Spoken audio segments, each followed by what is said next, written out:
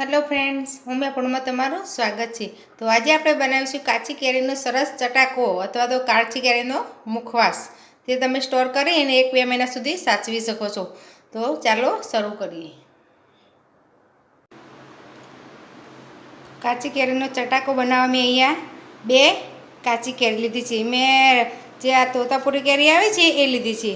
આ કેરી થોડી ઓછી ખાટી હોય છે, તમે કોઈ પણ કેરીનો બનાવી શકો। તો પહેલાં આપણે આ ઉપરથી કાપી અને કેરીને છોલી લઈશું। આ રીતે ગ્રીન ભાગ બિલકુલ ના રહે એ આપણે છોલવાનું છે। તો કેરીને આપણે છોલી લઈશું। તો આપણી કેરી છોલાઈ ગઈ છે, હવે એને આપણે કટ કરીશું।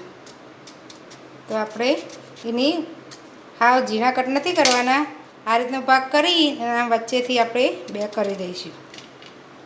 પછી આપણે આ રીતે બાઉલમાં એની ઊભી સ્લાઈસ કરીશું। બહુ પતલી સ્લાઈસ નથી કરવાની, એને સૂકવવાની છે એટલે આ રીતની આપણે સ્લાઈસ કરીશું। આ તમે જોઈ શકો છો, આ રીતની આપણે સ્લાઈસ કરી દઈશું। તો હું બધી કેરીની આ રીતે ઊભી સ્લાઈસ કરી દઈશ। તો મેં બધી આ રીતની ઊભી સ્લાઈસ કરી લીધી છે। હવે આપણે એમાં હળદર એડ કરીશું। તો આપણે 1 ચમચી હળદર અને 1 ચમચી મીઠું એડ કરીશું। હવે એને આ રીતે આપણે ઉસાળી લઈશું, એટલે બધી કેરીમાં મીઠું અને હળદર ભળી જશે। આ રીતે આપણે સરસ મિક્સ કરી લઈશું। હવે આને અડધો કલાક આપણે રેસ્ટ આપીશું, એટલે આપણે મીઠાનું પાણી થઈ જશે, એટલે કેરીની થોડી ખટાશ ઓછી થશે અને થોડી કેરી નરમ થશે।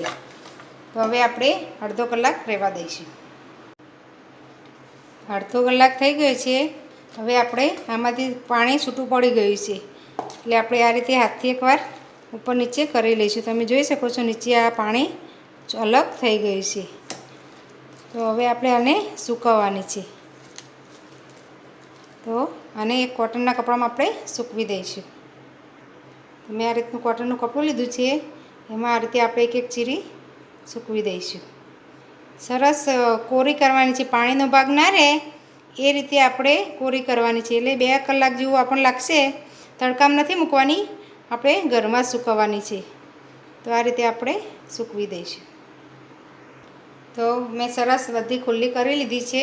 હવે એને આપણે 1 થી 2 કલાક આપણે કોરી કરવાની છે। ઉપર આ રીતે મોઇશ્ચર ના રહે ત્યાં સુધી આપણે કોરી કરવાની છે। હાથમાં પકડી અને ભીનું ના લાગે ત્યાં સુધી આપણે કોરી કરવાની છે। તો આ કોરી થાય ત્યાં સુધી આપણે એક મસાલો બનાવી લઈએ। તો કેરી સુકાય ત્યાં સુધી આપણે કેરીમાં નાખવાનો મસાલો તૈયાર કરીશું। તો 1 ચમચી આપણે મરચું પાવડર લઈશું, 1 ચમચી મીઠું લઈશું, આપણે સંચળ લઈશું અડધી ચમચી જેટલું, ને 4 ચમચી આપણે દળેલી ખાંડ લઈશું, 4 ચમચી જેટલી ખાંડ લઈશું। હવે આ મસાલો મિક્સ કરી લઈશું। તો આપણો આ મસાલો તૈયાર છે। તો હવે આ કેરી સુકાઈ ગઈ છે, મેં 2 કલાક સૂકવેલી, તો આ રીતે સરસ કોરી થઈ ગઈ છે। હવે એમાં આપણે તૈયાર કરેલો મસાલો એડ કરી દઈશું। આ આપણે ફટાફટ કરવાનું છે, કારણ કે જો અંદરથી પાણી છૂટશે ખાંડનું તો પછી આપણો ચટાકો સારો નહીં બને, એટલે આપણે આ રીતે સરસ મિક્સ કરી લેવાનું। હવે હાથથી આ રીતે મિક્સ કરી અને તરત જ આપણે એને સૂકવવા ખુલ્લું કરી દેવાનું। તો આ મિક્સ થઈ ગયું છે, હવે એને સૂકવીશું। તો મેં આ રીતે 2 થાળીમાં ખુલ્લી ચિપ્સ રાખી લીધી છે। હવે એકદમ ક્રિસ્પી થાય ત્યાં સુધી આપણે તડકામાં સૂકવવાની છે। તો 2 થી 3 દિવસ આપણને લાગશે। તો હવે તડકામાં આપણે સૂકવી દઈશું। તો આપણી કેરી સરસ સુકાઈ ગઈ છે, તમે જોઈ શકો છો મેં 3 દિવસ સુધી તડકામાં સૂકવેલી। તમારે ત્યાં જે રીતનો તડકો હોય એ પ્રમાણે 3 થી 4 દિવસ પણ લાગે। તો આને આપણે એરટાઇટ કન્ટેનરમાં ભરી લેવાની।